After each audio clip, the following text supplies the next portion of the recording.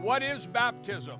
When I first got saved, we were always taught that baptism is an outward sign of an inward work, that we're being buried in Christ and we're resurrected as a new creature. Some people say it's joining the kingdom of God or even joining a church. None of that can be true. As you saw the scripture when we're coming in, is Jesus came to John and said, "Baptize me, John, in the river Jordan."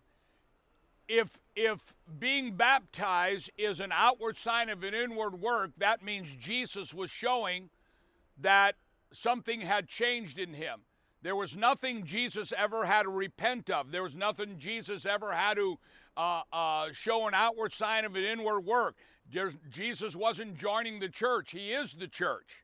So what is the true meaning of being baptized? We find this in many places, but one of the most significant is in the teachings of Jesus and Nicodemus. If you remember the story, and by the way, this is the same Nicodemus that went with Jesus' body to the tomb. He was a dedicated rabbinical follower of Jesus. Nicodemus comes to Jesus and he says, "Jesus, we know you be a man of God, because no one can do these things unless God be with him." If you read the understanding of this verse, Nicodemus is asking Jesus, how is it that God uses you in such great miracles? Now you've got to understand what I just said. How is it that God uses you in such great miracles? Jesus' response was, "Nicodemus, you're a teacher. You should know these things." In the times of Jesus' first coming, they were doing the things that were in the Bible, but they were not doing them with any revelation. They were just becoming ritual.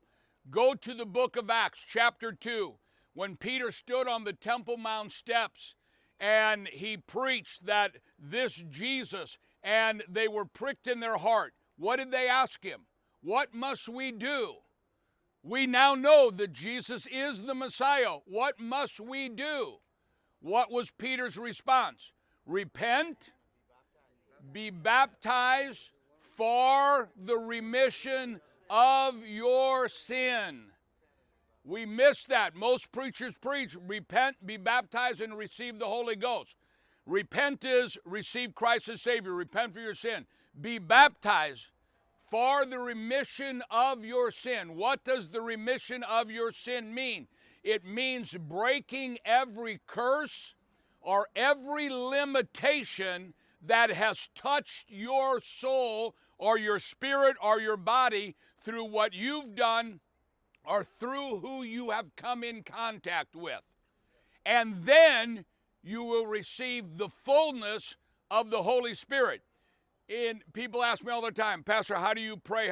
When I pray in the morning, the first thing I do is, if I don't immerse myself, and right now we just built a house to be closer to the church. We're building a pool as we speak, and it will be as close to a mikveh as I can possibly make it without it being in a synagogue. And before, it was the same thing. In the warm weather, before I pray, I might go in and immerse myself, but if I can't, I would get up and wash my hands for the remission of sin. Now let me explain that.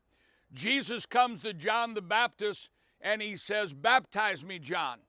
Jesus gets baptized, and when he comes out of the water, what happens?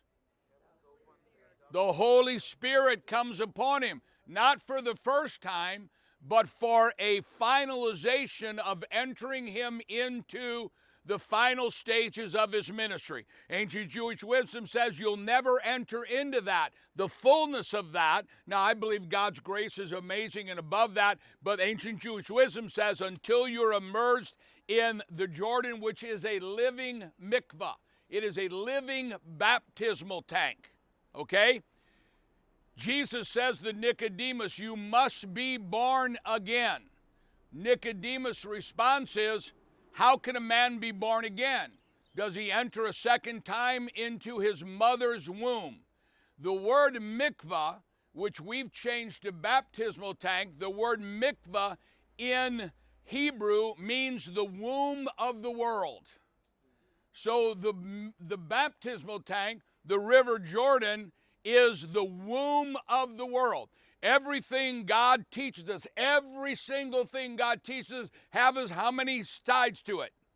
Two. One is spiritual, the other one is heavenly, one is earthly. Everything. What's Jesus' response as a rabbi, as a Jew? What's his response? You must be born of water, of the womb, and of the water of the Spirit. When a woman is about to have a baby, what breaks?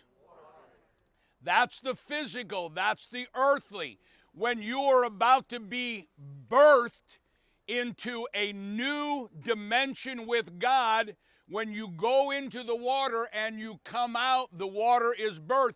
In Hebrew, that is called being born again. Now, we will always use the term of receiving Jesus as our Lord and Savior as being born again. Nicodemus, you must be born again, right? We'll always use that. We will always use that terminology because it's a term that everybody understands. But when Jewish Jesus is speaking to Jewish Nicodemus, they're Jews who understand the term, you must be born again. Nicodemus, this is not just a ritual, but when you go into the water and you come out of the water, when you go into the womb of the world and you come out, in ancient Judaism it says it is as if you are a brand new born child. You are a child born at that very moment. Everything in the past is washed away.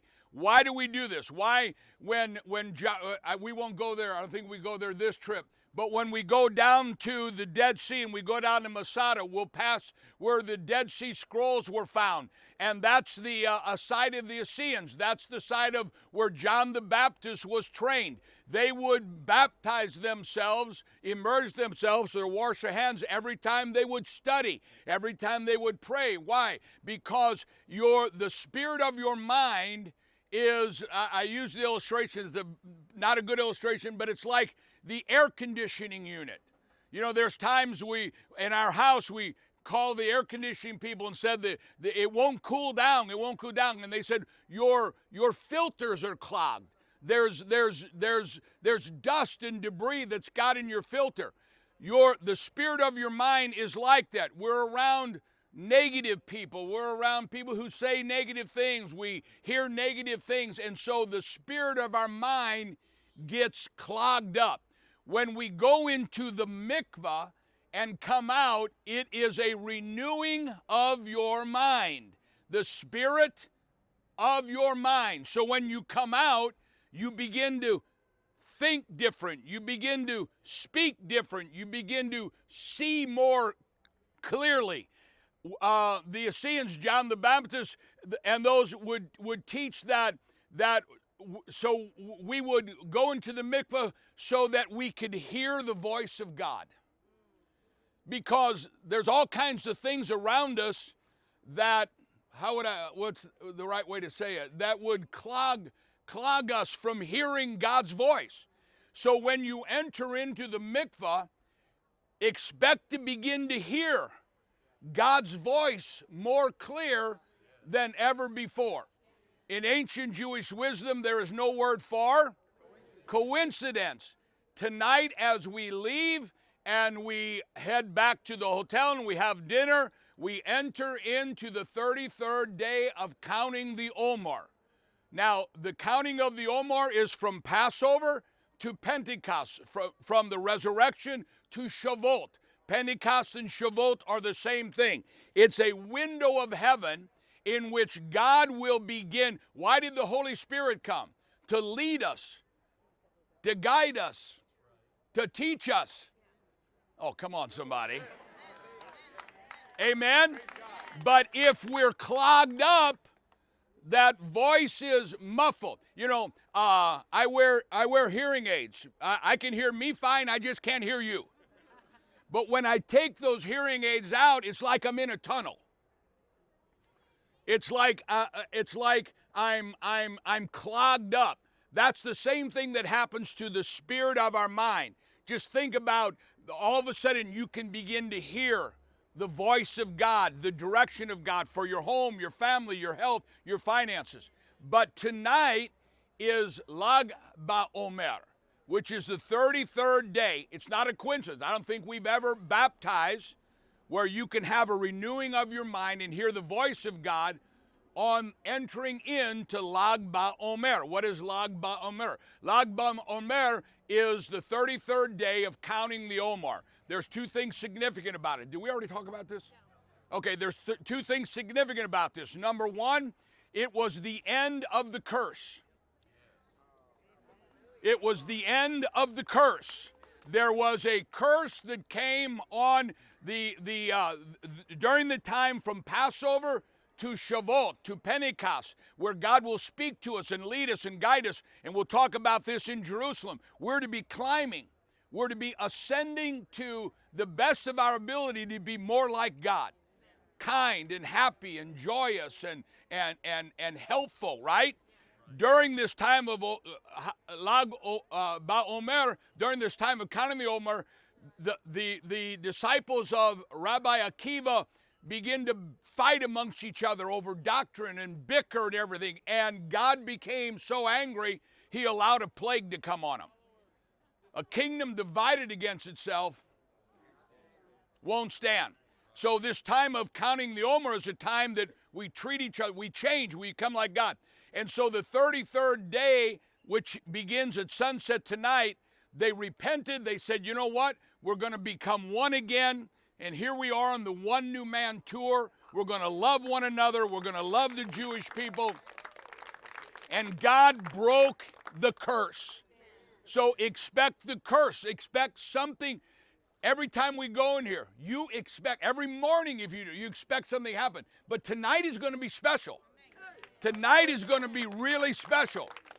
Now, you'll hear people say, and when we're going back, you'll see bonfires at nighttime. That's celebrating the curse is broken. But there's another thing that happens that is not talked about so much because it's more spiritual and religious, is children would shoot arrows from bows. What is that significant of? When the sun sets, and that's why Jews around will be going into the mikveh tonight. Because tonight when the sun sets, God will begin to shoot arrows of divine wisdom into the hearts of those who are serving him. That's tonight. That's tonight. And so we didn't orchestrate this baptism to be on this day. Matter of fact, things were messed up and we're changing the schedule all the time. God orchestrated this. So I want you to expect, as Jesus came out, no limitations on your life. Do you understand? Say no limitations. Say it louder. No limitations. We're entering in number 8. We're entering into a time of new beginning. I believe in all my heart. Signs and wonders and miracles. End time transfer of wealth. Debt cancellation. Blessings financially. As we were talking at dinner at a business, we were supposed to have a business meeting for 2 hours last night. It lasted 6 hours.